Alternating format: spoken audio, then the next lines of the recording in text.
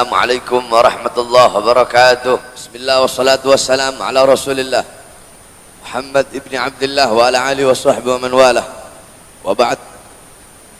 Saya cintai, yang saya muliakan para alim ulama, para habaib, para kiai, para asatid, para tokoh masyarakat, para aparat pemerintah, wabil khusus khadimul majlis Al-Ustadz Maryadi Hasan.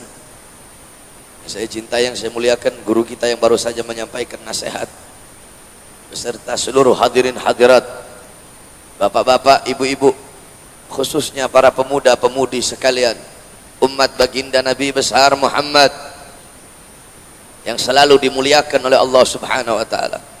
Alhamdulillah, kita duduk pada malam hari yang mulia ini di tempat yang penuh dengan keberkahan, di tempat yang penuh dengan keutamaan, tempat yang menjadi tempat turunnya rahmat, tempat yang menjadi tempat turunnya maghfirah, turunnya hidayah, turunnya inayah, turunnya barakah, tempat yang dimana pada malam hari yang mulia ini hamba-hamba yang tidak tampak, hamba-hamba yang tidak bisa dilihat jumlahnya lebih banyak daripada hamba-hamba yang tampak, yakni para malaikat-malaikat Allah Subhanahu wa taala yang senantiasa duduk di majlis-majlis ilmunya Allah Subhanahu wa taala. Saudara-saudara sekalian yang dimuliakan oleh Allah Subhanahu wa taala, sebagaimana dalam hadis qala Rasul ya Ibn Mas'ud, ya Ibn Mas'ud, julusuka sa'atan fi majlisil ilm la tamassu galaman wa la taktubu harfan khairul laka min idki alfi raqabah. Rasulullah bersabda kepada Ibn Mas'ud, wahai Ibn Mas'ud, dudukmu 1 jam, dudukmu sesaat di majlis ilmu, engkau tidak memegang pena, la tamassu qalaman wala taktubu harfan, engkau tidak menulis walaupun 1 huruf, cuma duduk saja di majlis-majlis ilmu, itu lebih utama, itu lebih baik, itu lebih mulia, itu lebih agung bagimu daripada memerdekakan 1000 orang budak.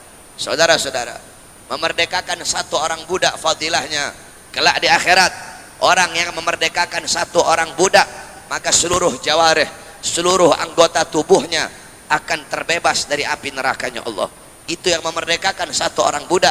Maka bagaimana kalau memerdekakan 1000 orang budak, sedangkan duduk sesaat di majelis ilmu, tidak megang pena, tidak megang pulpen, itu lebih utama, lebih mulia daripada memerdekakan 1000 orang budak.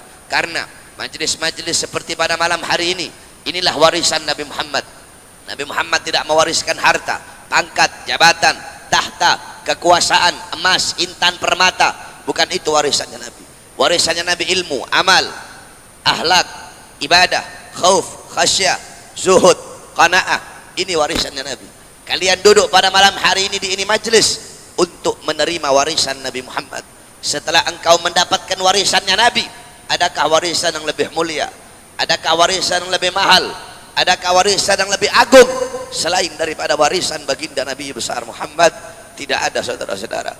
Warisan yang paling bermanfaat, yang paling mulia, yang paling mahal adalah warisan baginda Nabi besar Muhammad. Apa itu? Warisannya Nabi adalah ilmu. Oleh karenanya, didik anak-anak kalian dengan pendidikan-pendidikan agama, didik anak-anak kalian dengan pendidikan Nabi Muhammad sallallahu alaihi wasallam, didik anak-anak kalian akhlaknya Nabi, ilmunya Nabi, adabnya Nabi Muhammad.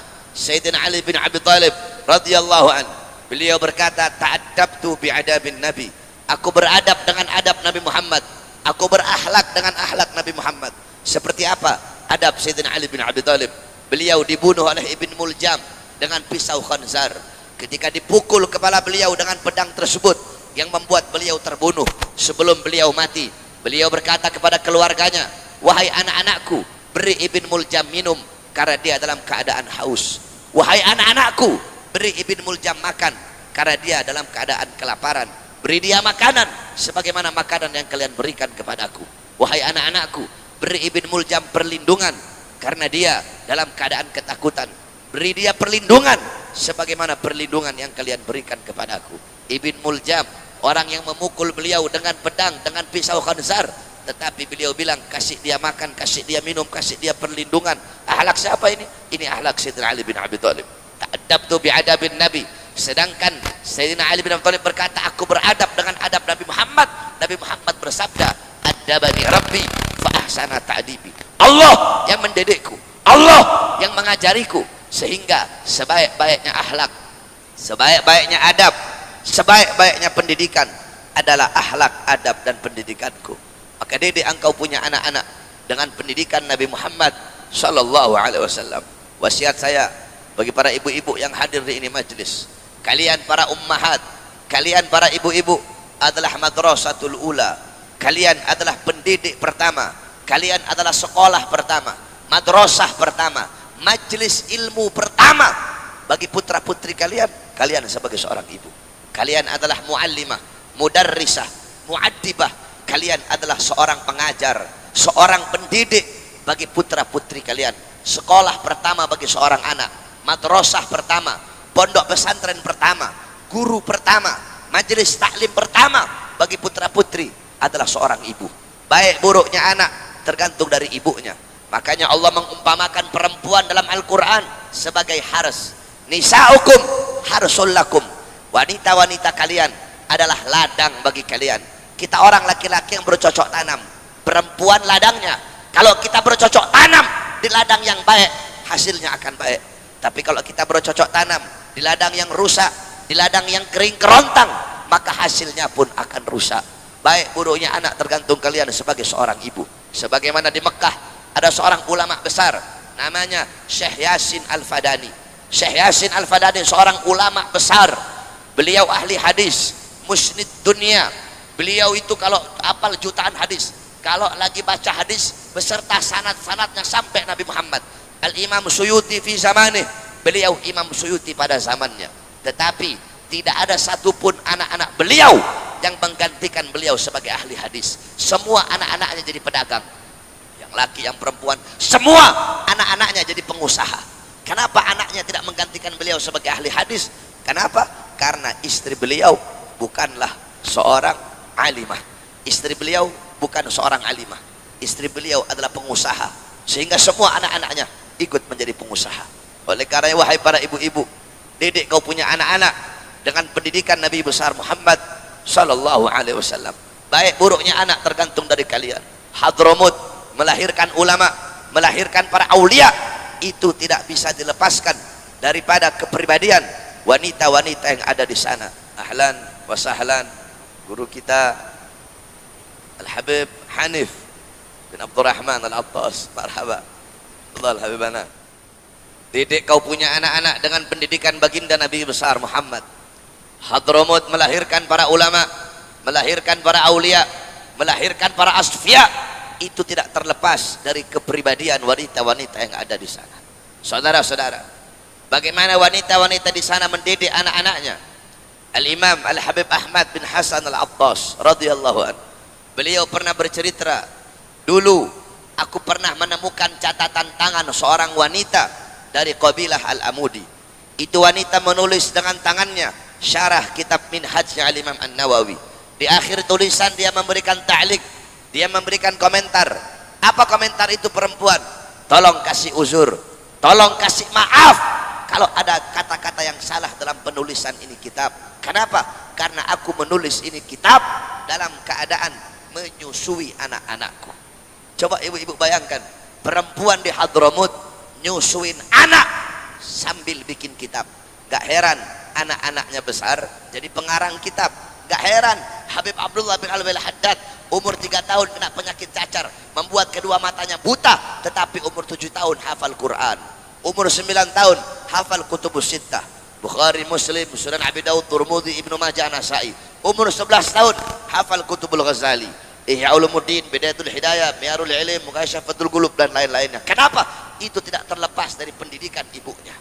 Al-Habib Ali bin Muhammad Al-Habsyi, Sahibul Maulid, mendapatkan magom kewalian yang sangat tinggi, yakni ra'ar Rasul yaqdatan, melihat Nabi Muhammad dalam keadaan terjaga di umur 11 tahun. Kenapa beliau mendapatkan magom kewalian tersebut? Karena itu tidak terlepas dari pendidikan ibu beliau, Syarifah Alwiyah Al-Jufri.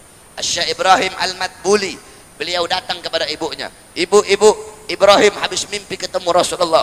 Apa kata ibunya? Ibrahim, kalau cuma mimpi ketemu Rasulullah, itu anak perempuan. Kalau udah ketemu langsung dengan Rasul, itu baru anak laki-laki. Seperti itulah wanita-wanita di sana mendidik anak-anaknya dengan pendidikan Nabi Muhammad sallallahu alaihi wasallam. Sebagaimana dalam Al-Qur'an, nisa'ukum harsul lakum, wanita-wanita kalian adalah ladang bagi kalian. Oleh karenanya wahai para ibu-ibu, didik engkau punya anak-anak dengan pendidikan baginda Nabi besar Muhammad sallallahu alaihi wasallam. Kalian ibu-ibu zaman sekarang, apalagi anak-anak perempuan, kalian biarkan anak perempuan kalian telanjang, kalian biarkan anak-anak perempuan kalian buka aurat, kalian biarkan anak-anak perempuan kalian pacaran, bahkan pacarnya datang ke rumah, ibunya yang matikan lampu, saudara-saudara. Oleh karenanya jaga anak-anak perempuan kalian. Kalian ibu-ibu zaman sekarang, kalian tahu di mana letak kursi, di mana letak lemari, kalian tahu di mana letak dapur, di mana letak kamar, di mana letak kasur, tetapi kalian tidak tahu di mana letak anak-anak perempuan kalian ketika malam. Intan, emas, permata, berlian kalian kunci rapat-rapat dalam lemari, tetapi anak-anak perempuan kalian umbar kayak binatang. Apakah emas lebih berharga daripada anak perempuan kalian? Apakah intan permata lebih berharga daripada anak-anak perempuan kalian? Saudara-saudara, Sayyidina Ali bin Abi Thalib tiap malam rumahnya gelap. Orang-orang tanya, ya Ali, kamu tidak punya uang buat beli lentera? Aku punya uang buat beli lentera, tapi sengaja aku matikan bila malam agar orang-orang yang lewat depan rumahku tidak bisa melihat walaupun bayangan anak-anak perempuanku. Bayangan anak perempuan yang tidak dapat dilihat, apalagi wujud anak-anak perempuannya. Oleh karenanya, wahai para ibu-ibu sekalian yang dimuliakan oleh Allah, jadilah kalian madrasatul ula, muallimah, muaddibah, mudarrisah bagi putra-putri kalian. Mudah-mudahan ibu-ibu yang ada di sini semuanya bisa menjadi pendidik yang baik bagi putra-putrinya, bisa menjadi pengajar yang baik bagi putra-putrinya. Amin, amin ya rabbal alamin. Ini saja yang dapat saya sampaikan, kurang lebihnya saya mohon maaf karena tidak bisa lama. Malam hari ini saya ada 10 tempat, ini tempat yang kedua, masih ada 8 lagi, akan diteruskan oleh guru kita yang mulia Al-Habib Hanif Ibn Abdurrahman Al-Attas. Ini saja dapat saya sampaikan, kurang lebihnya saya mohon maaf. Wal afu minkum, wassalamualaikum warahmatullahi wabarakatuh.